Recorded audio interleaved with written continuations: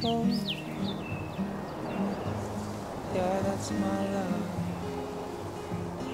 She hides away like a ghost. Ooh, does she know that we think the same? Ooh, don't wanna cry, but I break that way. Cold sheets, oh, where's my love? I am searching high, I'm searching low in the night. Ooh, does she know that we think the same? Just come home. Doufám, že se ti to líbilo, protože takovýchhle cinematických záběrů tu bude hodně. Trochu jiná lokalita, co? Stalo se pár věcí. Tuhletu část videa natáčím už na potřetí. Poprvý problém se zvukem, na podruhý problém s kartou. Ani jsem se kvůli tomu videu nepřevlíkal, jo. Protože už to chci mít hlavně hotový a už to na počtvrtý už to fakt točit nechci.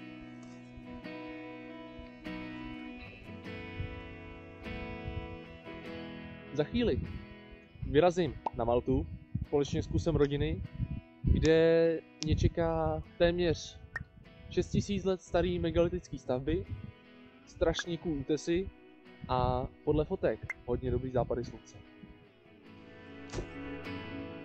V dubnu mě čeká Military Death March, který je určený a věnovaný obětem pochodu smrti druhé světové války. S klukama půjdeme 87 km a musíme to ujít za 36 hodin. Tak jsem zvědavý, jak na konci budeme vypadat.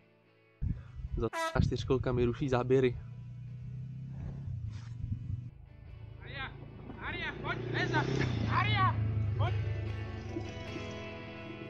V červnu mě čekají hned 2 cesty. První bude do Itálie, konkrétně do Caorle.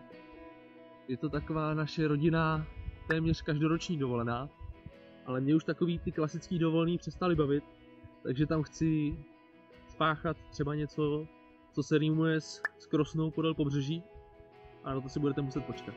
Druhá cesta, co se týče června, bude na Kypr. Bude se jednat hlavně o prozkoumání jižní části ostrova, útesy, urbex, historie, znáš to. Celkem se těším ale i na tu kulturu na tom Kypru. V srpnu si odškrtnu jednu zemi z bucket listu. Pojedeme do Norska. A jelikož patří Norsko mezi nejdražší země světa, tak jsem vymyslel způsob, jak ho procestovat, no, skoro zadarmo.